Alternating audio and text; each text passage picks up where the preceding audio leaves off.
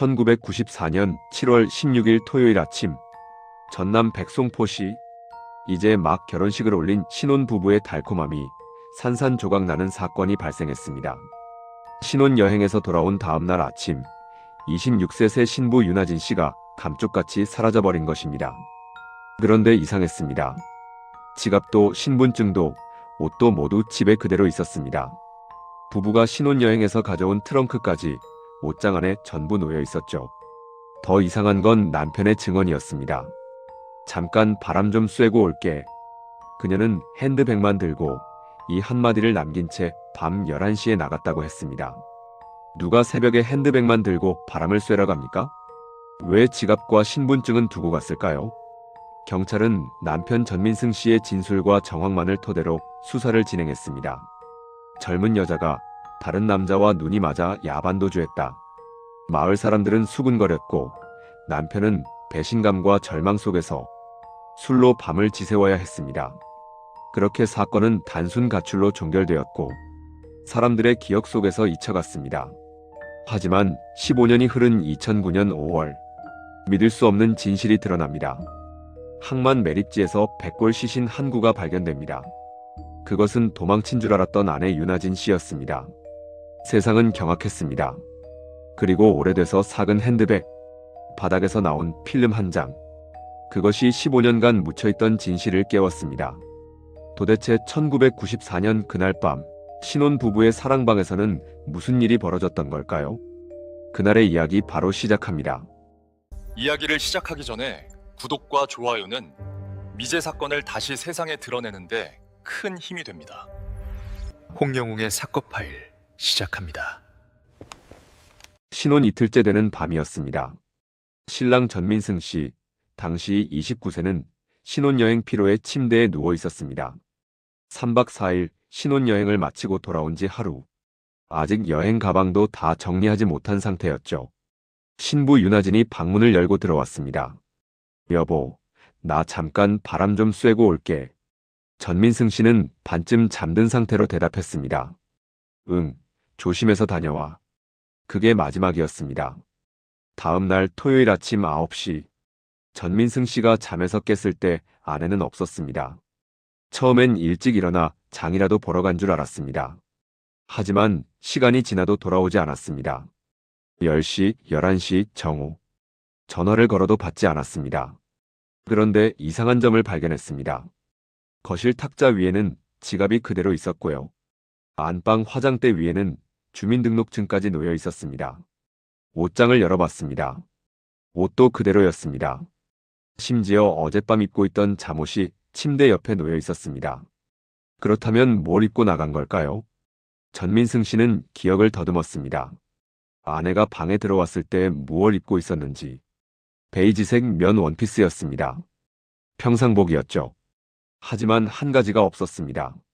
아내가 늘 들고 다니던 갈색 가죽 핸드백. 결혼 선물로 받은 핸드백이었습니다. 오후 2시 전민승 씨는 경찰에 신고했습니다.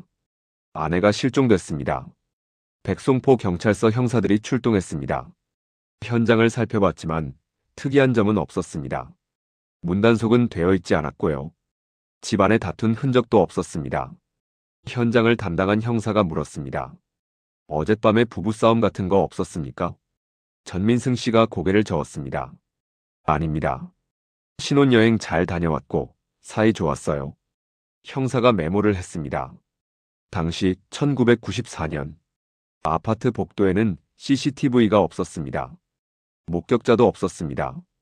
벽에 걸린 다이얼 전화기만 따르릉 따르릉 울렸습니다. 전민승 씨의 어머니였습니다. 며느리 찾았냐? 목소리가 떨렸습니다. 경찰은 주변을 수색했지만 아무것도 발견하지 못했습니다. 신혼부부의 다툼일 거라고 생각했죠. 며칠 있으면 돌아올 겁니다. 하지만 그날 밤, 윤아진 씨는 돌아오지 않았습니다.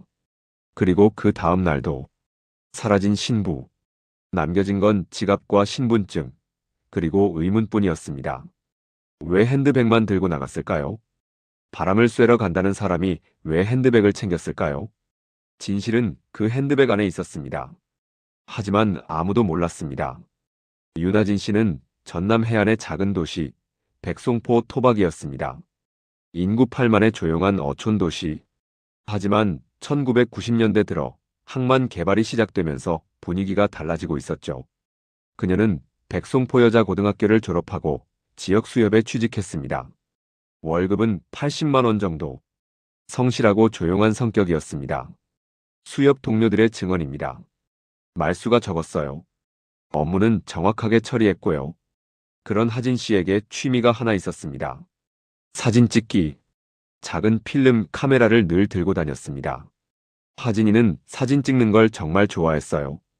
길 가다가도 예쁜 풍경 보이면 찍고, 주말마다 바닷가 가서 사진 찍고 그랬어요. 그리고 하진 씨에겐 특이한 습관이 하나 더 있었습니다. 늘 들고 다니는 갈색 가죽 핸드백. 그 안에 소중한 물건을 보관했는데요. 친구가 말했습니다. 하진이 핸드백은 특이했어요. 바닥에 이중 구조가 있었거든요. 중요한 거는 거기에 숨겨뒀어요. 도난 방지 차원에서요. 통장, 도장, 필름 같은 것들이었습니다. 남편 전민승 씨, 29세, 백송포 항만공사 현장 사무직 직원이었습니다. 월급은 120만 원 정도. 1994년 당시 남자 직장인 평균 수준이었습니다. 아파트 전세로 신혼살림을 차렸죠. 전세금은 3천만 원이었습니다. 두 사람은 맞선으로 만났습니다. 1993년 지인의 소개로 백송포 시내 다방에서 첫 만남을 가졌습니다. 당시 결혼 정년기였던 두 사람은 6개월 만에 결혼을 결정했습니다. 결혼식은 1994년 7월 10일 일요일 백송포 시민회관 2층 예식장에서 열렸습니다. 하객은 100여 명.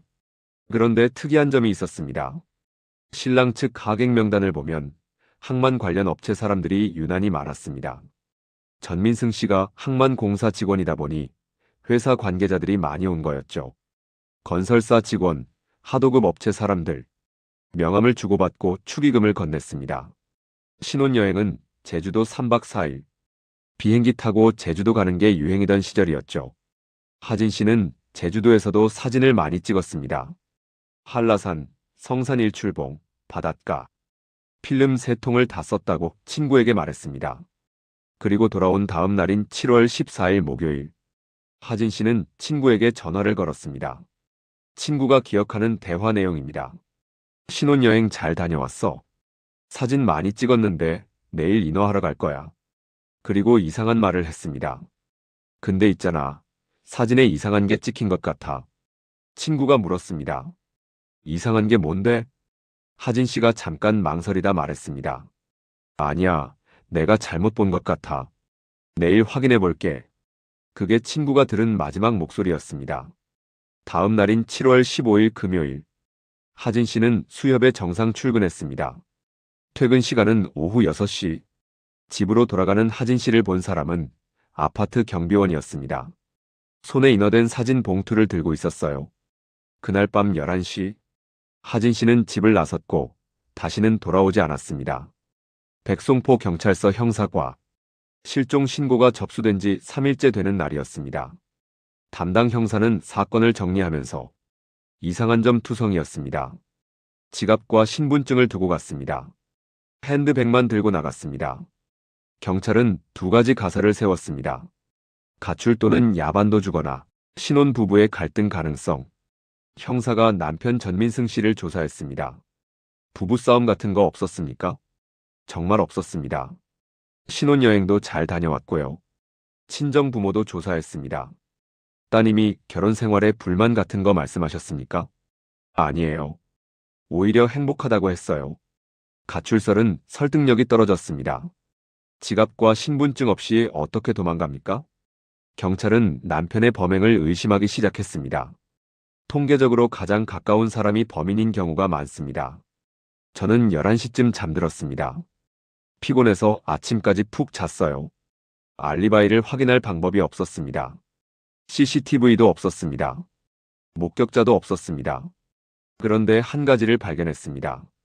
전화 기록 조회 결과 7월 16일 토요일 새벽 1시 23분 아파트 근처 공중전화에서 전민승 씨 집으로 전화가 걸려왔습니다. 통화 시간 11초. 누가 새벽에 전화를 걸었을까요? 하지만 1994년 당시 기술로는 누가 걸었는지 알 수 없었습니다. 지문 채취도 불가능했습니다. 남편 범행설도 증거가 없었습니다. 동기도 없었습니다. 보험금도 없었고 재산도 없었습니다. 당시 1994년 과학수사 기술은 한계가 있었습니다. 미세 DNA 분석은 아예 불가능했습니다. CCTV는 은행이나 큰 건물에만 있었습니다. 휴대폰 위치 추적은커녕 삐삐도 가진 사람이 드물던 시대였습니다. 통신 기록도 유선전화만 추적 가능했고 발신 위치까지만 확인됐습니다. 시간이 계속 흘러가도 윤아진 씨는 돌아오지 않았습니다. 시신도 발견되지 않았습니다. 목격자도 없었습니다. 그야말로 완벽한 실종이었습니다. 1994년 10월 사건은 미제로 종결됐습니다. 신혼부부 여성 실종 사건. 사건 파일은 증거보관소 구석으로 들어갔습니다. 세월은 야속하게 흐르고 먼지는 뽀얗게 쌓이기 시작했습니다. 남편 전민승 씨는 재혼하지 않았습니다. 혹시 아내가 돌아올까봐 그 아파트에 그대로 살았습니다. 매년 7월 15일이 되면 아파트 입구에 나가 기다렸습니다. 밤 11시까지 혹시나 하는 마음으로. 하지만 아내는 돌아오지 않았습니다. 윤아진 씨의 부모는 더 힘들었습니다. 어머니는 매년 7월이면 실종 전단을 만들어 백송포 시내 곳곳에 붙였습니다. 실종자를 찾습니다. 윤아진, 1968년생, 키 160cm, 갈색 가죽 핸드백을 들고 있었습니다. 전단을 붙이며 울었습니다. 지나가는 사람들마다 붙잡고 혹시 우리 딸 못 봤냐며 하염없이 물었습니다. 하지만 아무도 몰랐습니다. 어느덧 새 천년이 시작됐지만 윤아진 씨는 나타나지 않았습니다. 실종 11년째. 사람들의 기억에서 사건은 점점 잊혀져 갔습니다. 백송포는 변하고 있었습니다. 화물선이 늘어났고 물동량이 증가했습니다. 항만 개발이 본격화됐습니다. 백송포시의 예산도 늘어났죠. 2009년 5월 백송포 항만 확장 공사가 시작됐습니다. 부두 뒤편 야산을 매립하는 공사였습니다. 5월 14일 목요일 오전 10시 굴착기가 야산을 파헤쳤습니다. 매립 구간을 정리하는 작업이었죠. 흙이 쏟아져 나왔습니다. 자갈, 모래, 쓰레기. 15년 전 매립됐던 것들이었습니다. 작업자가 굴착기를 멈췄습니다. 흙 속에서 뭔가 하얀 것이 보였습니다. 가까이 다가갔습니다. 뼈였습니다. 사람의 두개골이었습니다. 여기 사람 뼈 나왔어요. 현장이 통제됐습니다. 경찰이 출동했고 국과수 감식반이 왔습니다. 조심스럽게 주변을 발굴했습니다. 백골 한 구가 나왔습니다. 여성으로 추정됐습니다. 그리고 백골 옆에서 무언가가 더 나왔습니다. 완전히 삭은 가죽 물체. 핸드백이었습니다. 갈색 가죽 핸드백. 15년 동안 흙 속에 묻혀 있었던 것. 국과수 요원이 조심스럽게 핸드백을 들어 올렸습니다. 가죽은 거의 삭아서 부서질 것 같았습니다. 핸드백 안을 살폈습니다. 흙과 썩은 가죽 조각들, 그리고 작은 플라스틱 케이스 하나. 필름 케이스였습니다.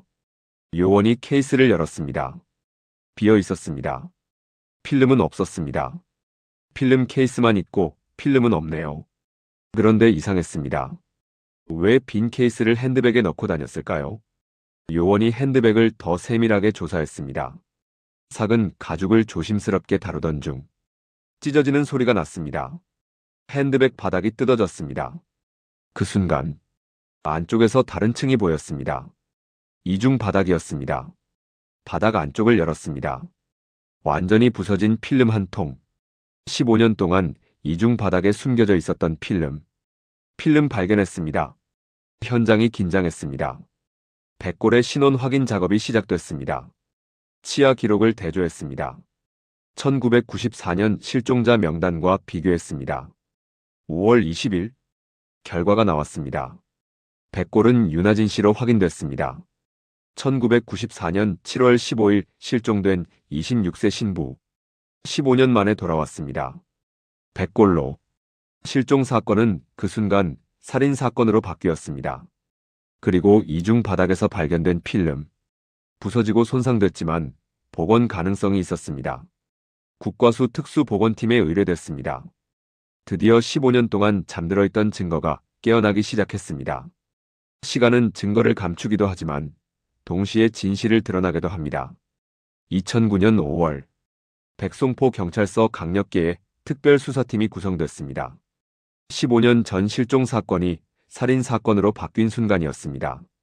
팀장은 경감 이준호, 25년 경력의 베테랑 형사였습니다. 1994년 사건입니다. 당시 기록을 모두 찾아오세요. 먼지 쌓인 파일이 올라왔습니다. 실종 당시 조서, 목격자 진술, 전화 기록, 모두 노랗게 발해 있었습니다.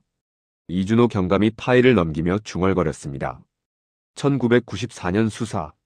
한계가 많았을 거야. 가장 중요한 건 필름이었습니다. 국과수 특수복원팀에 맡겨진 상태. 5월 28일, 복원팀에서 연락이 왔습니다. 복원 성공했습니다. 이준호 경감이 국과수로 달려갔습니다. 복원팀장이 설명했습니다.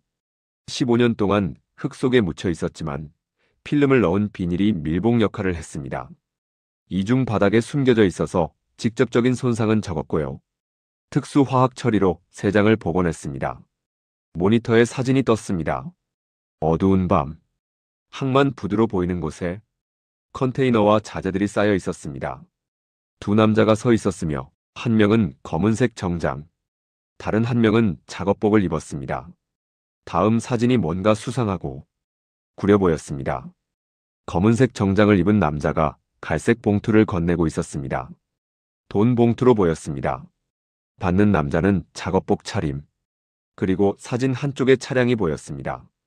번호판 일부가 흐릿하게 찍혔습니다. 복원팀장이 화면을 확대했습니다. 이 부분을 보세요. 검은색 정장 남자의 손, 반지를 끼고 있었습니다. 특이한 문양의 반지. 확대하니 문양이 자세히 보였습니다. 배 모양 같았습니다. 이준호 경감이 물었습니다. 촬영 위치는 특정할 수 있습니까? 가능합니다. 배경 분석 결과가 나왔습니다. 백송포 항만 3부두 자재 보관구역. 정확히 백골이 발견된 매립지 근처였습니다. 촬영 시점 추정도 가능했습니다. 사진 속 컨테이너에 쓰인 글씨. 대한건설 1994년 5월. 이준호 경감이 정리했습니다. 1994년 5월경 백송포 항만 3부두에서 촬영. 두 남자가 돈 봉투를 주고받는 장면. 차량 번호 1577. 특이한 반지 문양. 1994년 5월. 신혼여행 직전이었습니다. 윤하진 씨는 왜 이 사진을 찍었을까요? 수협 직원의 증언이 떠올랐습니다. 하진 씨는 주말마다 항만 부두에서 사진 찍는 걸 좋아했어요. 배 들어오는 거, 일몰 같은 거요. 우연히 찍었을까요? 정말 말도 안 되게.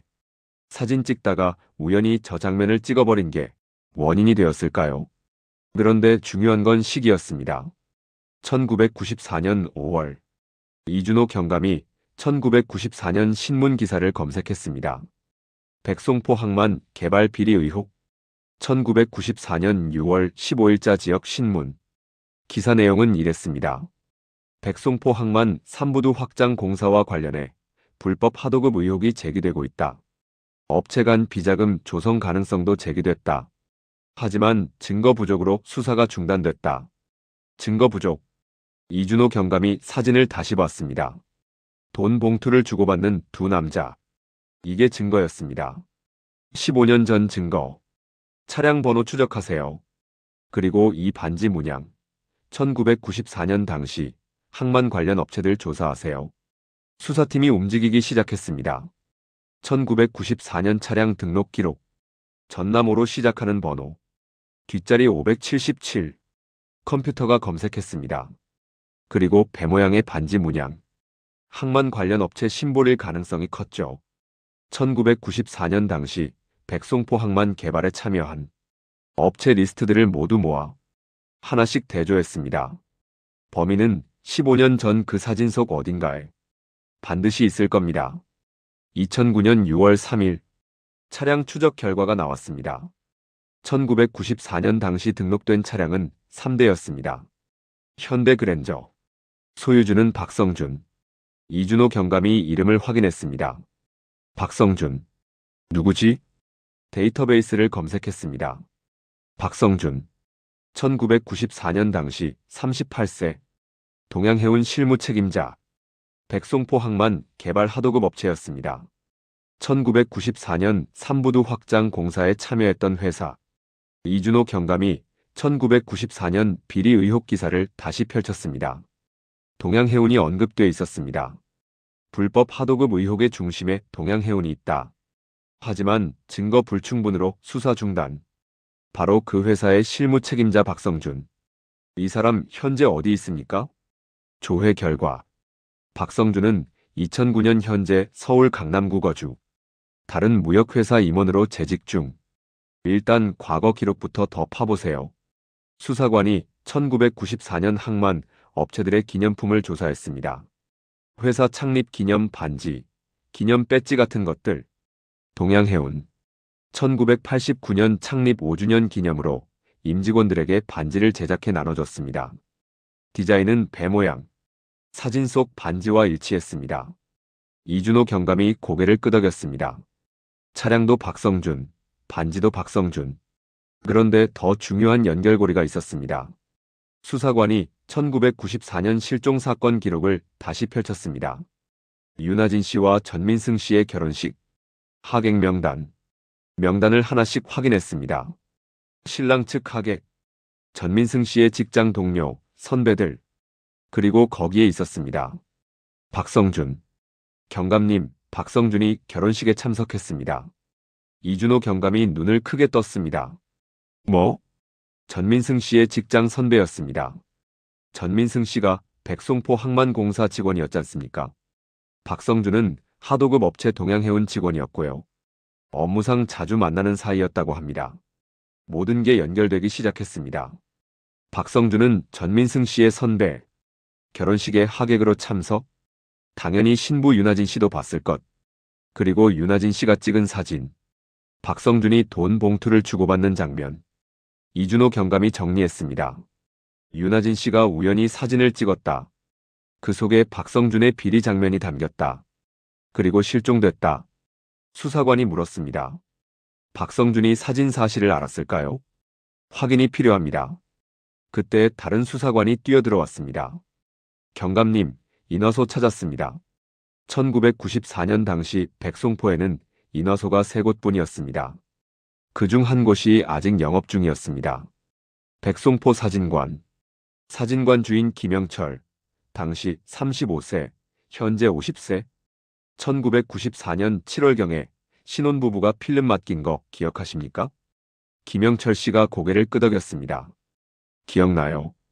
제주도 신혼여행 사진이었어요.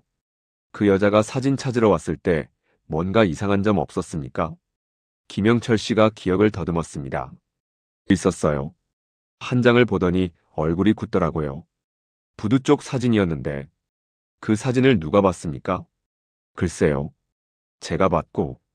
김영철 씨가 말을 멈췄습니다. 아, 그때 마침 손님이 한 명 더 있었어요. 인화 맡기러 온 남자 손님. 정장 입은 사람이었는데 그 사람이 사진을 봤습니까? 슬쩍 보는 것 같더라고요. 이준호 경감의 심장이 뛰었습니다.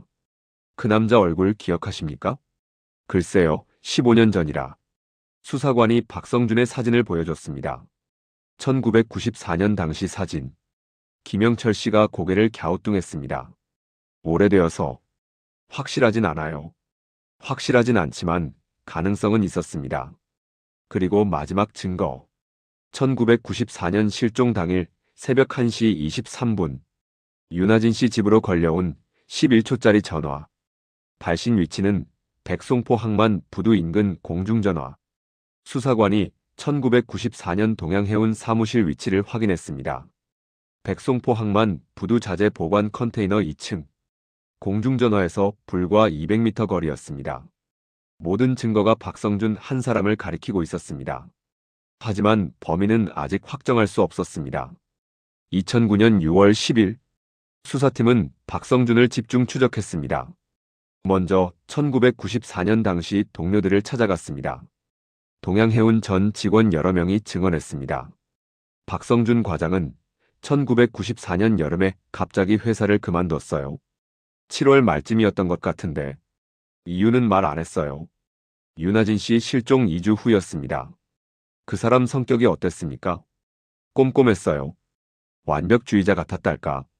근데 돈에 대한 집착이 좀 있었어요. 그리고 결정적 증언이 나왔습니다. 1994년 여름에 박성준이 갑자기 돈이 생기더라고요. 새 차도 바꾸고 아파트도 샀다고 하던데 어디서 돈이 났냐고 물어봤는데 대답을 안 하더군요. 이준호 경감이 박성준의 1994년 금융 기록을 조회했습니다. 5천만 원이 입금됐습니다. 출처는 불명. 3천만 원 추가 입금. 총 8천만 원. 1994년 당시 상당한 거금이었습니다. 이 돈 어디서 났을까요? 수사관이 1994년 항만 비리 의혹 사건을 재조사했습니다. 당시 수사 기록에 따르면 동양해운이 원청업체로부터 불법 리베이트를 받은 정황. 금액 추정 1억 원대. 하지만 증거 불충분. 그 1억 원 중 8천만 원이 박성준 계좌로 들어갔을 가능성 농후. 그렇다면 나머지 2천만 원은? 수사관이 발견했습니다. 동양해운 대표 계좌. 1994년 7월 18일. 2천만 원 입금. 모든 돈이 설명됐습니다. 이준호 경감이 퍼즐을 맞추기 시작했습니다. 정리해봅시다.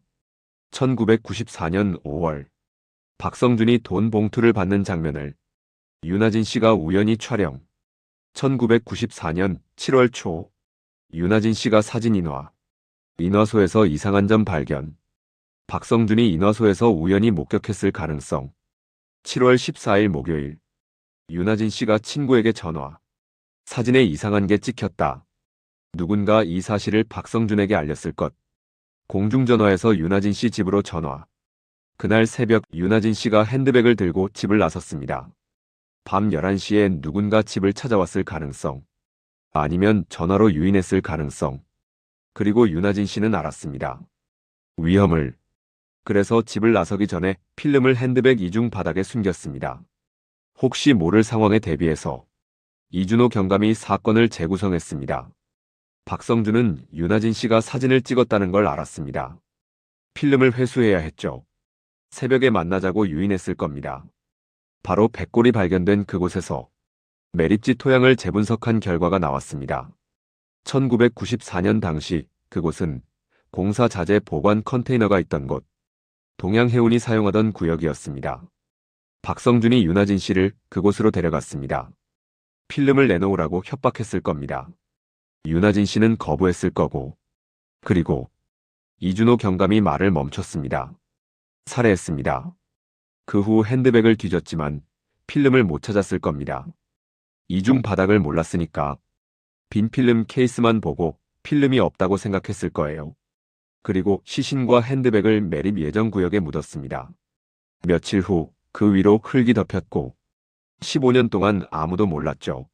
모든 증거가 맞아떨어졌습니다. 사진, 차량, 반지, 통화 기록, 금융 기록, 퇴사 시점. 그리고 가장 결정적인 것. 이중 바닥에 숨겨진 필름. 윤아진 씨가 마지막 순간 남긴 증거. 이준호 경감이 팀원들을 봤습니다. 박성준을 소환합니다. 모든 증거가 한 사람을 가리키고 있었습니다. 가장 완벽해 보이는 범죄에는 가장 치명적인 실수가 숨어 있습니다. 2009년 6월 15일 서울 강남구 한 오피스텔. 이준호 경감과 수사팀이 문을 두드렸습니다. 박성준 씨 계십니까? 문이 열렸습니다. 53세 남자가 나왔습니다. 박성준이었습니다. 1994년 윤아진 씨 실종 사건 관련해서 조사가 필요합니다. 박성준의 얼굴이 굳었습니다. 15년 만에 들어본 이름. 경찰서 조사실에서 이준호 경감이 사진을 꺼냈습니다. 복원된 필름 사진. 어두운 항만 부두에서 돈 봉투를 주고받는 장면. 박성준이 사진을 봤습니다. 손이 떨렸습니다. 이게 뭡니까? 1994년 5월 백송포 항만 부두에서 촬영된 사진입니다. 윤아진 씨가 찍은 사진이죠. 박성준이 입을 다물었습니다. 이 차량 당신 차 맞습니까? 이 반지 동양해운 기념 반지 맞습니까? 1994년 7월 15일 밤 당신이 윤아진 씨를 만났죠? 박성준이 고개를 저었습니다. 모릅니다. 그날 밤 11시경 윤아진 씨가 집을 나섰습니다. 핸드백을 들고 당신을 만나러 갔습니다. 아닙니다. 이준호 경감이 다른 자료를 펼쳤습니다. 1994년 7월 20일 당신 계좌에 5천만 원이 입금됐습니다. 8월 15일 3천만 원 추가 입금. 총 8천만 원. 어디서 난 돈입니까? 박성준이 대답하지 않았습니다. 불법 리베이트 맞습니까? 침묵이 흘렀습니다. 박성준 씨, 15년 만에 증거가 나왔습니다. 윤아진 씨가 핸드백 이중 바닥에 필름을 숨겨뒀습니다. 당신이 못 찾은 그 필름을 말이죠. 박성준의 얼굴이 창백해졌습니다. 이중 바닥? 그런 게 있었군요. 자백이었습니다. 박성준이 고개를 떨궜습니다. 처음엔 죽일 생각이 없었습니다. 이준호 경감이 녹음기를 켰습니다. 박성준이 말하기 시작했습니다. 1994년 5월 저는 상사로부터 1억 원 리베이트를 받았습니다. 제 몫은 8천만 원이었죠. 그런데 7월 초 인화소에 일이 있어서 갔습니다. 그때 우연히 봤어요. 그 여자가 사진을 보며 굳어 있는 걸. 나중에 인화소 주인에게 물어봤습니다. 신혼부부가 제주도 사진 인화하러 왔는데 이상한 사진이 있다고 하더군요. 항만 부두 사진이라고. 직감했습니다. 내가 찍힌 거라고. 전민승이 제 후배였으니까. 그 부인이 누군지 알았죠. 결혼식에도 갔었으니까. 7월 15일 밤 그 여자 집에 전화했습니다. 필름 이야기 좀 하자고. 밤 11시에 만났습니다. 부두 컨테이너 사무실에서. 저는 꼭 필요하니 필름을 달라고 했습니다. 그 여자는 대차게 거부했어요. 경찰에 신고하겠다고 했죠. 서로 심하게 언쟁하며 싸웠습니다. 그러다가 제가 그 여자를 밀쳤고 그 여자는 컨테이너 철제 기둥에 머리를 부딪혔습니다. 그렇게 죽어버렸습니다. 조사실이 조용해졌습니다. 저는 핸드백을 뒤졌습니다. 필름 케이스가 있었는데도 안은 비어 있었어요. 다른 데도 뒤졌지만 필름은 없었습니다. 필름이 이미 없다고 생각했죠. 아마 인화소에 맡긴 게 전부라고. 시신을 핸드백과 함께 매립 예정 구역에 묻었습니다. 며칠 후 그 위로 흙이 덮였고 저는 회사를 그만뒀습니다. 15년 동안 잊고 살았습니다. 이준호 경감이 물었습니다. 후회합니까? 박성준이 고개를 숙였습니다. 매일 후회했습니다. 2009년 8월 12일 서울중앙지방법원 피고인 박성준에게 무기징역을 구형합니다. 재판장이 판결했습니다. 피고인은 금전적 이익을 위해 무고한 시민을 살해하고 15년간 은폐했습니다. 피해자는 신혼 이틀째 사라졌고 가족들은 15년간 고통받았습니다. 피고인 박성준에게 무기징역을 선고합니다. 법정 뒤편에서 울음소리가 터져나왔습니다. 윤아진 씨의 어머니였습니다. 전민승 씨도 눈물을 흘렸습니다. 15년 만에 아내의 진실을 알게 됐습니다. 하진아, 미안해. 전민승 씨는 윤아진 씨가 도망가서라도 잘 살아있기를 내심 바랬는지도 모르겠습니다. 긴 세월 동안 신혼을 제대로 보내지 못하고 떠나보낸 아내에 대한 안타까운 마음이, 그리고 수십 년 동안 그런 아내를 그리워한 자신의 아련한 사랑이, 그는 더 생각도 모르겠습니다. 2009년 8월 윤아진 씨의 장례식이 치러졌습니다. 15년 만에 그녀의 고향으로 돌아온 것입니다. 하얀 비석이 세워졌습니다. 신혼 이틀째에 사라진 신부. 그녀는 죽음 앞에서도 끝까지 증거를 숨겼습니다. 핸드백 이중 바닥 속 깊은 곳에 그날의 진실이 사라지지 않도록 고이고이 담아두었습니다. 그리고 15년 후 그 증거가 범인을 잡았습니다. 시간이 아무리 흘러도 언젠가 진실은 반드시 밝혀집니다. 1994년 어떤 사람들은 신부가 실종이 아니라 도망쳤다고 믿었습니다. 하지만 그녀는 도망친 게 아니라 너무 많은 것을 찍어버렸을 뿐이었습니다. 신혼여행을 떠나지 못한 새 신부는 15년 만에 백골로 돌아왔고, 그녀가 남긴 사진 한 장은 15년을 돌아 결국 범인의 이름을 말해주었습니다. 사라진 건 신부가 아니라 그날 밤의 진실이었습니다. 인간의 욕심은 어디까지 갈 수 있을까요? 박성준은 돈 앞에서 살인자가 됐습니다. 증거는 절대 사라지지 않습니다. 아무리 완벽하게 숨겨도 과학은 발전합니다. 시간이 아무리 흘러도 진실은 반드시 밝혀집니다. 윤하진 씨는 힘들었지만 15년 만에 돌아왔습니다. 그녀가 남긴 필름 한 장이 모든 것을 말해줬습니다. 진실은 언제나 그 자리에 있습니다. 우리가 발견하고 찾을 때까지. 홍영웅의 사건 파일. 오늘 이야기는 여기까지입니다. 구독과 좋아요는 미제 사건을 다시 세상에 끌어내는데 큰 힘이 됩니다. 시청해주셔서 감사합니다.